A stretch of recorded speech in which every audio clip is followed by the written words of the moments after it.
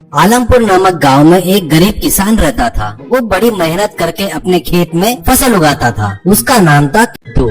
उसको एक पत्नी और बच्चे भी थे। वो लोग अपने खेत के बाजू में ही झोपड़ी बनाकर झोपड़ी में रहते थे। किट्टू के पिताजी ने बहुत सारा कर्जा करके रखा था। उसे चुकाने के लिए किट्टू बहुत मेहनत करता था और परेशान भी रहता था। फसल में जो भी उगाया उसको बाजार में बेचकर घर आता था। वो देख कर्जा देने वाले तुरंत आ जाते थे। उनको पैसे देने के बाद हाथों में नहीं के बराबर पैसा रहता था। वो देख पत्नी, क्या है जी, इतनी मेहनत करके कमाया पैसा ब्याज में ही चला गया। अब इतने पैसे में अपना घर कैसे चलेगा? ये कर्जा कब खत्म होगा जी? किट्टू, हारे मेरे पिताजी की किए सो गलती की सजा अपन लोग भुगत रहे हैं। उन्हें जो शौक पाल रखे थे उसमें अपनी जमीन जायदाद चली गई और कर्जा अपने ऊपर डालकर चले गए आराम से, कहकर दुखी होते हैं।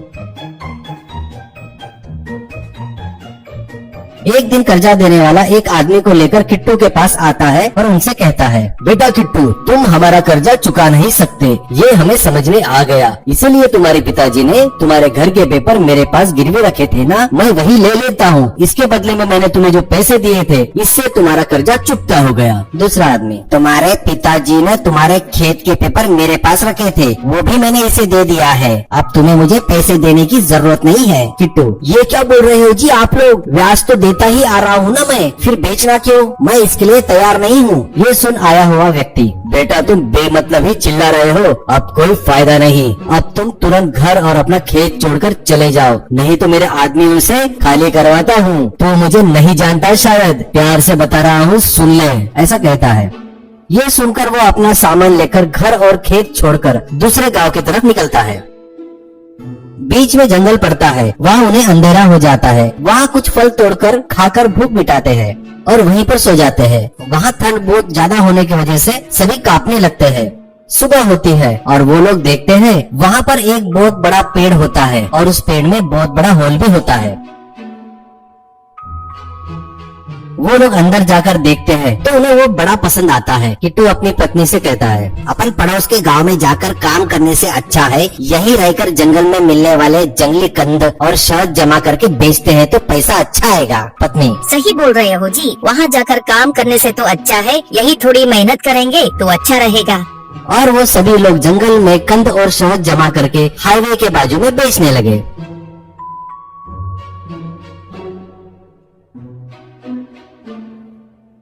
उस पेड़ घर में रहकर बाहर खाना बना के खाते थे और पेड़ के अंदर जाकर सोने लगे।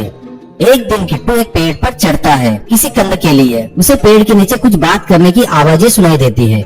नीचे कुछ चोर लोग बातें करते रहते हैं। उसका नाम था नायक। सब लोग ध्यान से सुनो, मुझे लगता है अपना ठिकाना पुलिस को पता चल गया है, इसलिए हमें दूसरा ठिकाना ढूंढना पड़ेगा। अगर किसी को कोई अच्छा ठिकाना पता हो तो बताओ, अपना और अपने लोगों का चोरी का माल लेकर वहाँ चलेंगे। इसमें से एक बंदा बोलता है, मैंने यहाँ से कुछ दूर पर एक बहुत बड़ा पेड़ देखा है, उसमें एक बहुत बड़ा होल है, मुझे लगता है वो अपने लिए ठीक रहेगा। ऐसा कहता है नायक। ऐसा है क्या? लेकिन बरोबर देखा ना, वहाँ कोई रहता तो नहीं ना? नहीं भाई, वहाँ कोई नहीं रहता, खाली है वो जगह। उसे देख के भी बहुत दिन हो गए, एक बार मैं जाके चेक करके आता हूँ। ऐसा बोलकर वो सभी लोग वहाँ से चले जाते हैं। उसके जाने के बाद किट्टू पेड़ पर से ही कूदता है और घर की तरफ तेजी से भागने लगता है और घर जाकर सबसे कहता है, मैं जैसा बोलूँगा वैसा ही करो, ठीक है? ऐसा कहता है।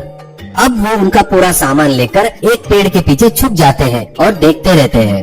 तभी वहाँ एक चोर आकर अच्छे से देखता है, चेक करता है और वहाँ से चला जाता है। कुछ देर बाद वो चोर लोग लूटा हुआ धन बोरे में लाकर वहाँ रखते हैं और उस घर में रख देते हैं।